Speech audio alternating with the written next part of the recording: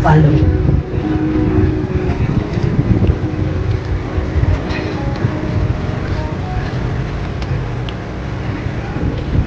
Family of the survivor and the victims, you may now offer your candles and flowers.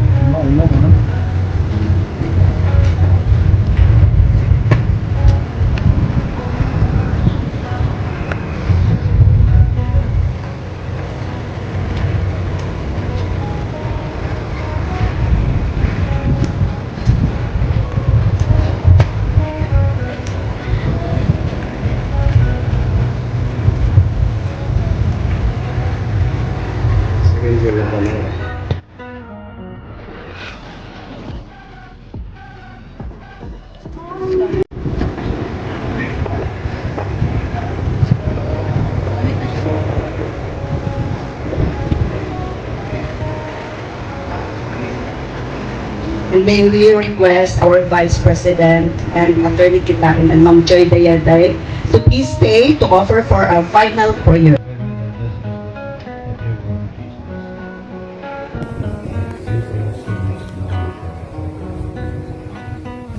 Glory be to the Father, and to the Son, and to the Holy Spirit. The Lord be with you.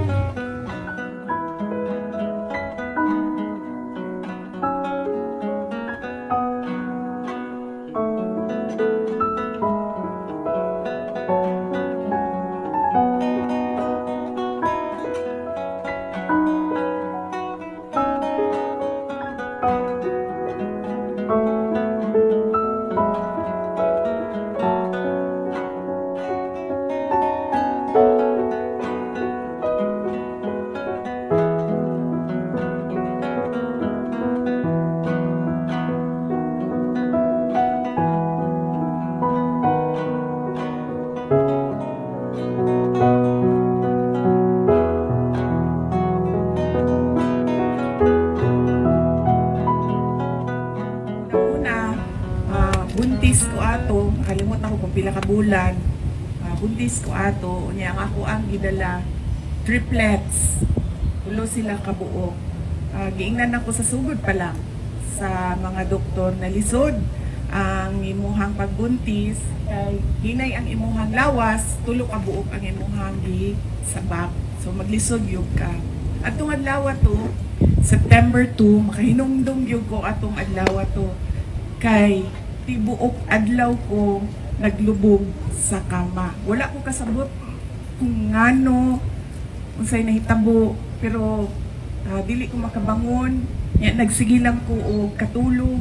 Pugso na ko akong kaugalingon nga mubangon.